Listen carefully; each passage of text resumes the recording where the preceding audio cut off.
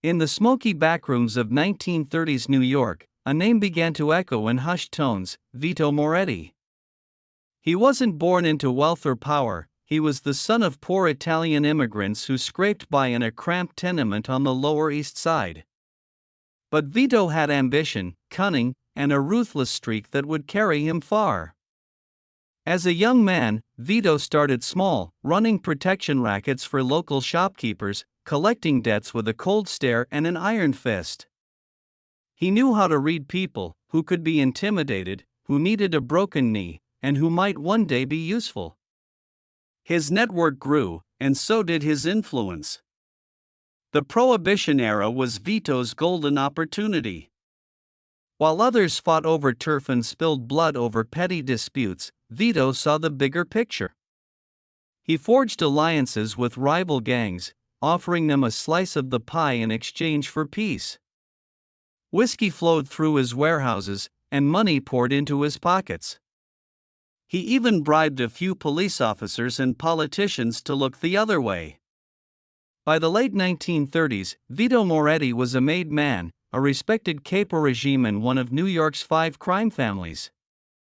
He wore tailored suits, dined at the finest restaurants, and drove a shiny black Cadillac. His word was law in his territory, and he ruled with a mix of fear and loyalty. But power breeds enemies. In 1942, a younger, more violent gangster named Carlo Russo began challenging Vito's authority. Carlo wanted control of the docks, a lucrative source of income from smuggling and union kickbacks. Vito tried to negotiate, but Carlo had other plans. He made a deal with a rival family. In exchange for their support, he'd give them a cut of the profits. Vito learned of the betrayal too late. One cold November night, as Vito stepped out of his favorite club, gunshots rang out from the shadows. He never saw the shooters.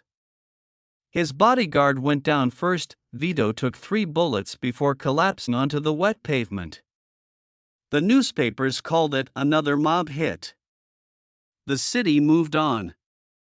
But in the underground world of the mafia, the lesson was clear: in the game of power, even the strongest can fall. Carlo Russo took over Vito's operations, but his reign didn't last long. Within 2 years, he was found dead in a river, hands bound, a note pinned to his coat: "Omerta is not a suggestion."